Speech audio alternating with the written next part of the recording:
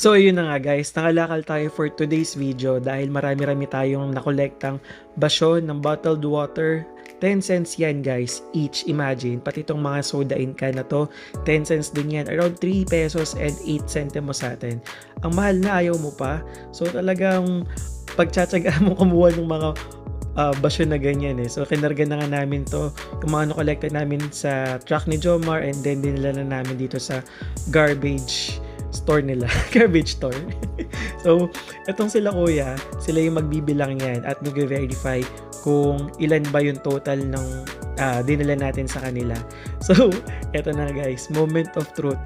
Total of 937 bottles or cans yung na-collecta natin, multiply by 10 cents. So, $93.07 guys, or katumbas ng 3,560 pesos sa atin.